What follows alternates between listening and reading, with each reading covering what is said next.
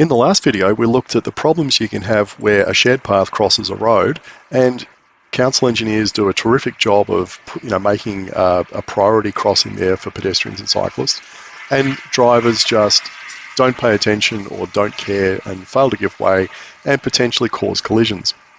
Now, one of the things that I said you could alleviate that by would be to, well, separate the paths completely. So instead of having them cross each other, reroute one of them so that, for instance, the shared path, in this case, would go along the foreshore.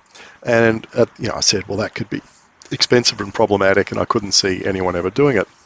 Then I open up the local paper, and there's this short article in there about how the town of Cambridge, another council a few miles away, is intending to spend over $500,000 ripping up 3 existing car parks and replacing them with a new car park, because those existing car parks, which are ancient, 50 years old or so, have entrances which cross over a shared path, and there's a high risk of hitting pedestrians. So it's got to go. Now, what relevance does that have to Sydney or to Canada Bay in particular? Well, what I wanted to highlight here is the difference in whatever you want to call it, culture, behaviour, attitudes, policies, where over here they see, the primary responsibility is to protect the vulnerable users, the pedestrians, the parents pushing prams, the little kids on bikes and trikes and that kind of stuff, the cyclists who are using the shared path, and the drivers can, well, they can go and do something else. And look, they're going to provide them with another car park which will be bigger, and it's not like the drivers are going to lose anything. They're just going to be parking a little bit further away in a better facility. But you think about what's happened in Canada Bay when we've had this conflict in the past. First one, obviously, is the Rod Point Sailing Club.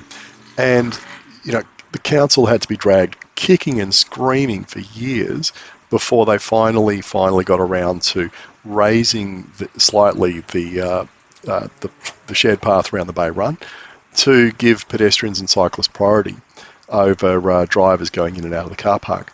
But even then, they really didn't do a wholehearted effort like you see over here in WA. It was pretty half-baked, and I think it's pretty easy for drivers to conclude that they have right of way and you just go steamrolling across people on the footpath. And of course, the other one is the Drummoyne swimming pool, where again, council just really didn't seem to want to deal with drivers coming out of the car park without stopping, as per Regulation 74 and 75 of the Road Traffic Act, and instead put in a whole bunch of chicanes and things, which really look like a lot of victim blaming, rather than trying to solve the problem of drivers just not wanting to stop for people on the path. So it's not an engineering thing. It's a culture, and clearly, this is all about how do we change the culture at Canada Bay so that, they look at the pyramid of, road users or whatever, and they go, up the top are pedestrians, then cyclists, and then public transport, etc., blah, blah, blah, and then private cars are down the bottom, rather than, the current attitude, which is putting private motor vehicles up the top. Right, so moving right along, council... the town of Cambridge had a look at this back in 2018. They did the usual community consultation, which we're well used to in Canada Bay. And residents came back with lots of concerns about, one, crossing a major road, 4 lanes wide, to get to Lake Monger, to get to the park around it. And so council are looking at all sorts of options of subways and crossings and all the rest of it to get people back and forth. And what does that sound familiar? Oh yeah, Timbrell Park and Henley Marine Drive, yeah, where for years the residents of that area abutting Timbrell Park, like Heath Street, have complained about speeding drivers running along Henley Marine Drive and traffic issues and all this kind of stuff, and council's just completely deaf to it. Whereas here, council's being really taken that on board. The other issue that they came up with was pedestrians really not liking the risk of being hit by cars going in and out of these 3 car parks that front onto Lake Monger.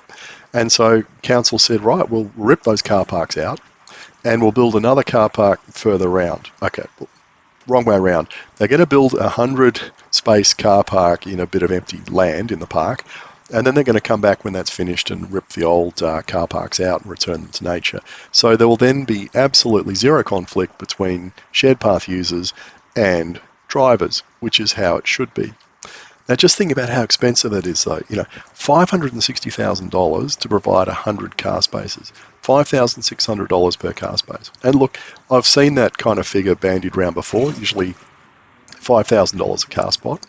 And that's worth bearing in mind when we're looking at provisioning of car parking in, for instance, business areas. That's what it costs as a minimum. And that doesn't include buying land, for instance. Here, obviously, it's park, council owns land is free. All they're paying for is, the engineering works and the drainage and the asphalting and that kind of thing. And then ripping, obviously, the demolition of the old car parks and the make good. But, imagine the cost of, say, in Five Dock, of having to buy some existing buildings and then demolish them to provide off-street car parking, like Waterview Street, for instance. Imagine if council didn't own that car park and they wanted to provision it. It'd be millions of dollars, which would really, really increase the cost of parking. Compare that to the cost of putting in a bike rack, which is absolutely trivial. Probably getting off track here. So yes, we're back to the map. Those red arrows show where the existing car parks are. And let's have a closer look at them. Well, you can see that's the busy road that residents are worried about crossing, and having crossed it a number of times, I can see exactly what they're talking about. I would hate to do that with kids. It's an absolute nightmare. Now, the best thing I can say about these car parks is their life expired. They've had it. They've been here for a long time. They're all potholed. They need to be either completely resurfaced and refurbished or rip them up and put them somewhere else. And really all they're doing these days is just blocking the view of a nice lake. Look, maybe in the 1950s it would be the thing to come down here in your FJ Holden, whatever, and park there and look at the view. But, those days are gone. People are coming here because they want to walk around the lake and exercise, and there's no reason to, put cars there that block the view. So I can see, quite sensible all round, just ripping them up and putting all these cars somewhere else, because it's not like people are going to complain about walking any further because they're all doing a circuit of the lake. It's like going around the Bay Run. Okay, you might have to walk another 50 metres. Well, if you're coming down here to exercise, what's the big deal? But like I said, how do we change the culture of councils in Sydney so that they see the sense of giving, active transport people or active people priority over those just sitting in their cars?